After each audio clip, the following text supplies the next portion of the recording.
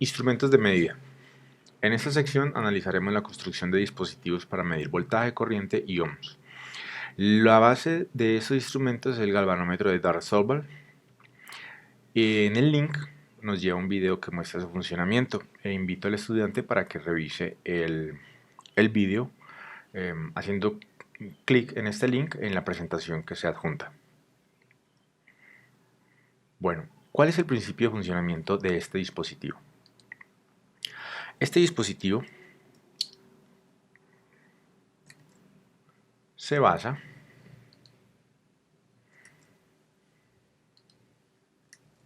¿Listo? Bien, este dispositivo se basa en la acción de un imán permanente. ¿Listo? Muy bien, tiene un efecto en este sentido que analizaremos más adelante en el curso. Sin embargo, por ahora, lo que al estudiante le debe interesar es lo siguiente. Cuando yo hago circular una corriente por una espira, que aquí llamamos cuadro móvil, pero realmente es una espira,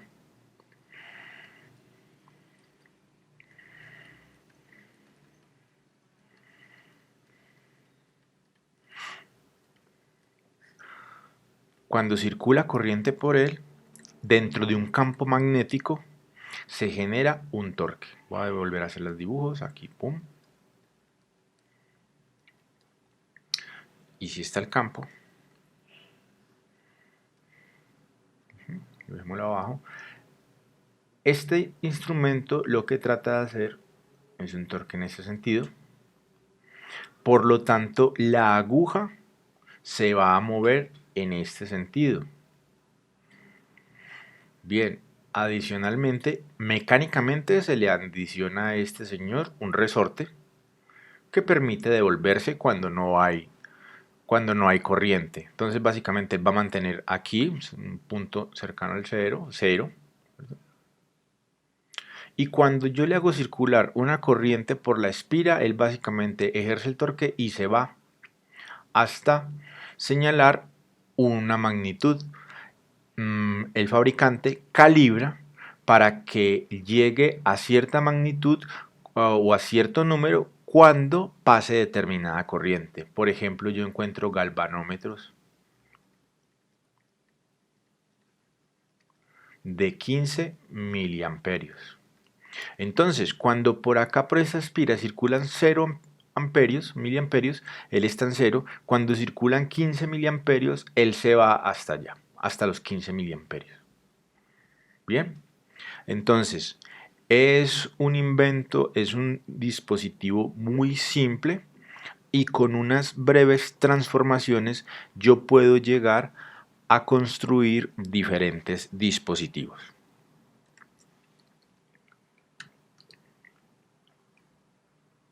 Bueno, vamos a ver el circuito equivalente entonces del galvanómetro, ¿cuál va a ser? Entonces el galvanómetro vamos a tenerlo como una resistencia RC y un inductor. Listo, es básicamente, ¿qué estamos haciendo?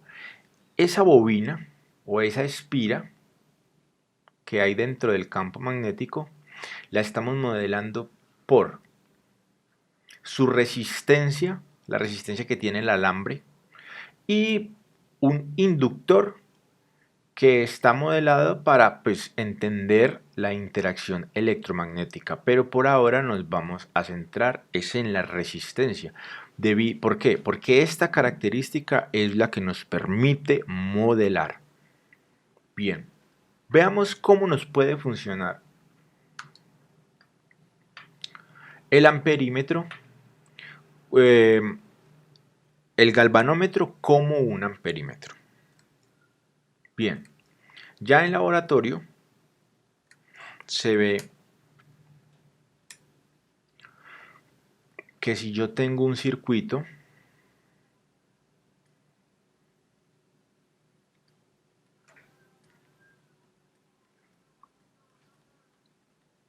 y yo quiero medir su corriente, inevitablemente debo interrumpir el paso y hacer que la corriente vaya por el instrumento. Bueno, aquí es también cierto. Lo que pasa es que si yo quiero medir corrientes mayores a 15 miliamperios, el galvanómetro no me va a funcionar, porque cuando llegue a 15, él va a estar en el máximo. Y si entran más, con el galvanómetro solo, pues él no puede seguir más, no, solamente abarcar 15. Lo único que yo puedo ganarme es que de pronto lo queme. Entonces, ¿cómo resuelvo yo esto? Bien, yo lo que hago es colocar una resistencia de derivación, shunt o de derivación. ¿Para qué? Para que la mayor parte de la corriente se vaya por acá. Y la corriente que le entre al galvanómetro sea poca.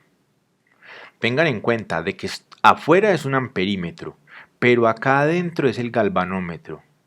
Puedo decir que un amperímetro lo hago con un galvanómetro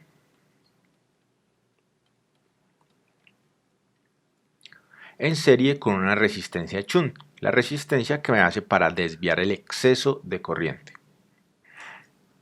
Bueno, entonces, noten lo siguiente, si yo digo que I sub F es la corriente que va por acá, pues acá esto es un inductor, yo lo modelé como un inductor puro, no hay ninguna caída de potencial, entonces bueno, me gané este señor, pero aquí va a existir una caída de potencial y ella va a ser más, menos, I sub F por RC, por ley de Ohm, y esta aparece acá.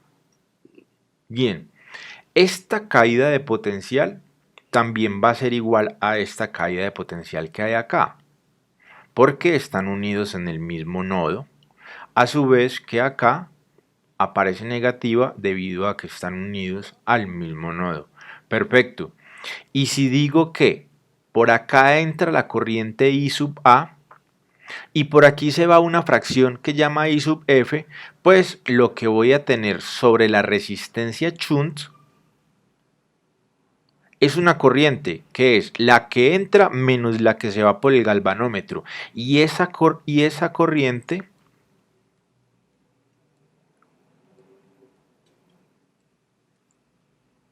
multiplica a la resistencia shunt.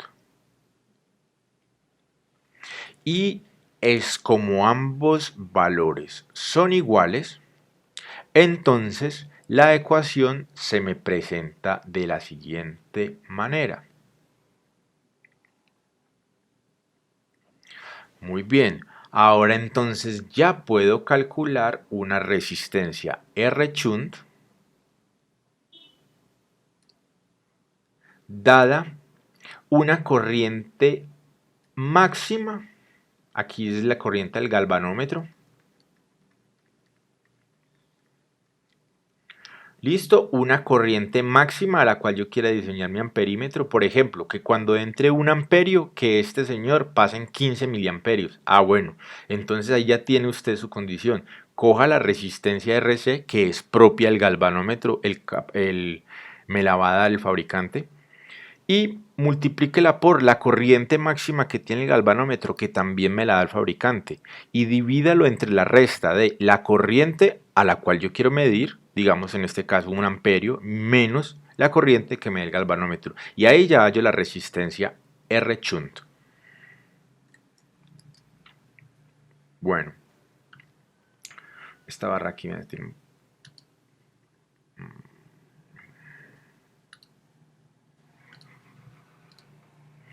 Perfecto.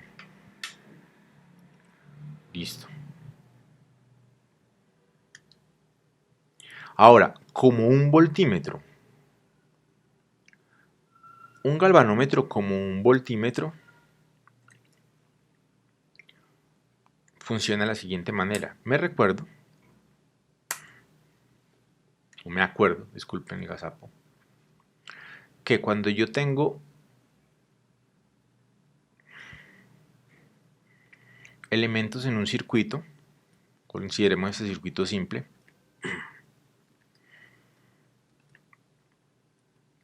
y quiero conocer el voltaje que circula sobre él, perdón, el voltaje que cae sobre él, yo debo hacer la medida en paralelo.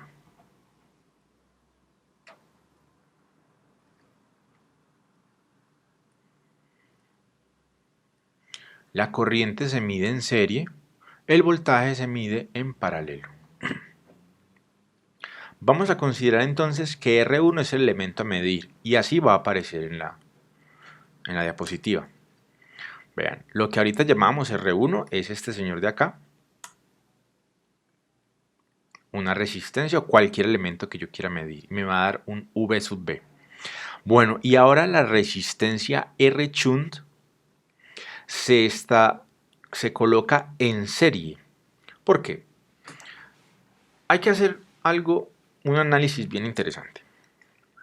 Si yo me acuerdo del galvanómetro como amperímetro, yo diseñaba R shunt, lo voy a decir de una manera coloquial, para que este señor no se me quemara, para que la corriente, la mayor parte de la corriente se desviara por esta resistencia. Listo. Ahora, debe ser pequeña, ¿cierto? Para que por acá no se vaya tanta. Muy bien. Ahora, R shunt debe tener una propiedad diferente, una magnitud diferente. ¿Por qué? Porque es ahora donde debe oponerse a la corriente que va por acá y no debe dejar de que la corriente que se produzca dentro del galvanómetro sea mayor a la corriente en la cual él puede trabajar. Entonces, como este señor de acá está en paralelo con este señor de acá, entonces puedo decir que el voltaje V sub V, que lo coloco acá, es igual a la corriente del galvanómetro que multiplica a la suma de estas dos resistencias, R shunt y RC. Y aquí aparece. Y nuevamente se hace el análisis. Bien, si yo conozco RC porque me lo da el fabricante y no lo puedo cambiar a menos que cambie de galvanómetro. Si conozco la escala máxima, bien, pues ya podría yo entrar aquí. Este lo conozco, ya diseño qué resistencia shunt necesito colocar al voltímetro para que cuando se den X voltios, voy a suponer aquí que cuando yo tenga 1 voltio, por acá circule un máximo de, supóngase, 15 miliamperios. Listo. Si yo voy a medir máximo 1 voltio, entonces yo debo tener una condición que cuando aquí haya 1 voltio, y si el galvanómetro me dicen que es de 15 miliamperios, con un RC de 10 ohms, perfecto, entonces coloco aquí 1 voltio es igual a 15 miliamperios que multiplican a RC más R shunt y ese R shunt a quien yo debo hallar. Fácilmente se puede ver de que para yo tener un R shunt que me cumpla estas condiciones, debo simplemente utilizar esta fórmula. ¿Listo?